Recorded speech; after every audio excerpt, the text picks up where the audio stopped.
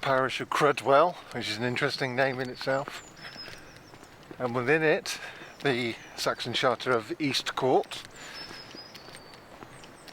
Est Cotte, which means east cottage, not east. You hear the word court and we think of something quite impressive. It means east cottages, cottage. And this is the wood Flisteridge, which is above it.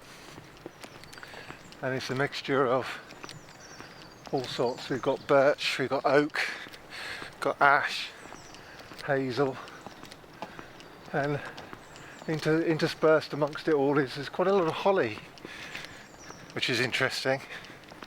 It's an interesting mix of plants. Very attractive. I don't know whether you can see that.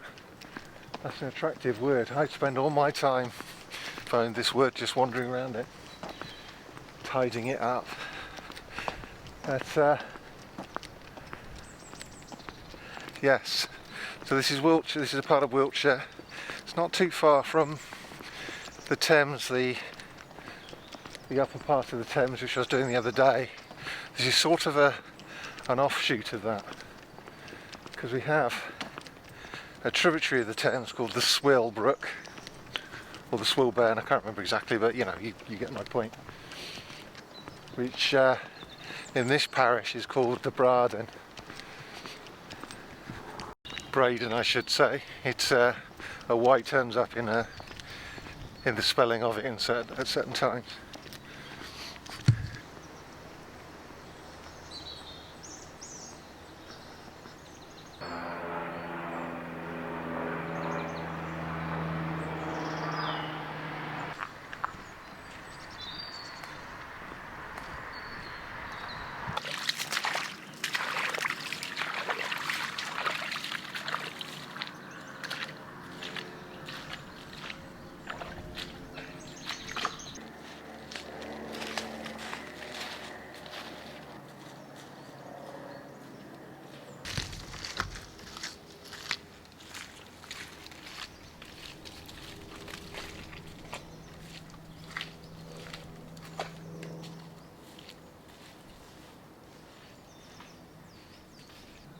Woods have multiple uses.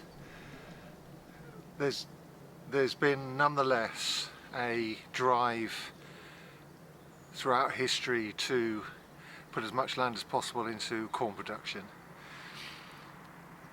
because it feeds bellies. We put other things to the side, population pressure, we put other things to the side when it comes to feeding bellies.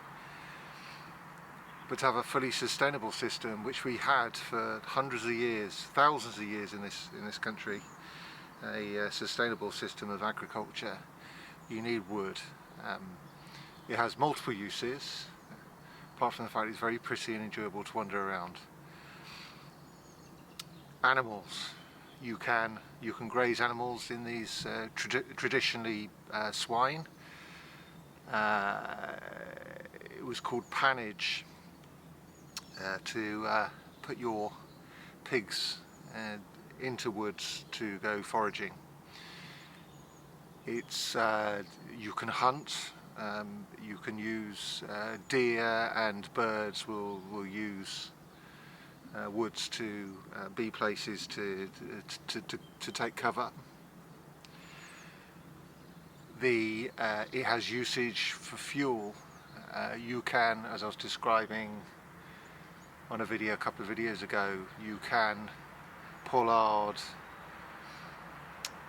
wood for firewood. Just keep topping trees. They will keep putting out trunks. you use it as firewood. It is a circular system, fully sustaining forever. It will keep your house warm.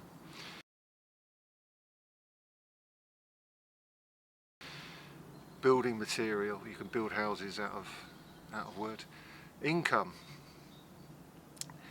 This is interesting, looking at why people are, I mean, back there they planted a new wood. It will take decades to get a return from that wood. It makes me wonder why anybody does it, but of course that's just me. Other people look forward into the future. They invest in the future. And income for wood is can be useful, especially in the future. I think we're going to have issues with sustainability. I think we're going to have issues. We're not going to want to use steel and plastic to build with anymore, or concrete. So it has multiple uses. So it is a. You can also hedge them in. A lot of our I was talking in the last video about the haze, and there are places in all our towns, well, not all our towns, in our towns you may notice road signs that say pit hay or something like that, have hay on the end, and what it actually means is that Y is the remnant of a G in a time when G was sometimes pronounced as Y,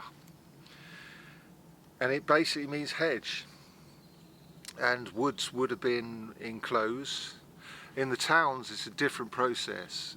In the countryside, probably for centuries, people hedged their woods so that they could keep deer in parkland and keep them in there, thus privatising the resources. And that's basically what it means in cities. It means this is private, my hay is my private land. It belongs to me, keep out. And that's pretty much its meaning. It's a private enclosure. So it has a whole load of uses. It also has an ecological use, as many of you will understand. It sequesters carbon. So it's part of the cycle of the ecological cycle to take carbon from the air and put it into the trees themselves and the earth. So used as part of an agricultural system is very, very useful.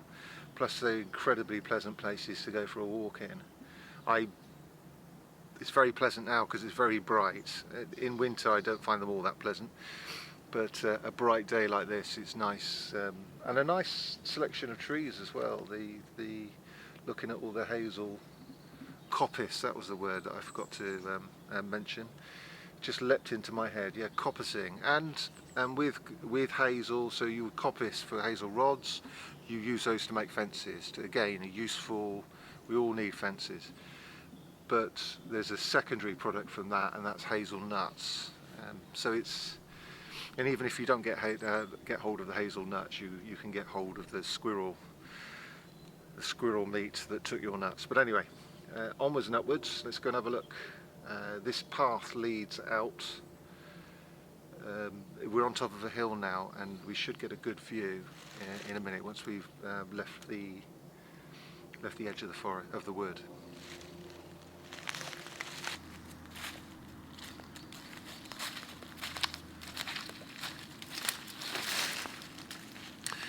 It is very wet, and we are on the highest point for miles around Flisteridge Wood. Flisteridge probably means fleece, and I don't know what the ter part is. It's probably just a rhythmic inclusion, but the ridge part obviously means hill, the top of a hill. So it could be the place name society thinks it's to do with the fleece coming from the top of a hill. What is interesting, you may have noticed a lot of squelching going on. We're on top of a hill, and I'm going splash, splash, splash all the way around. It's not draining out.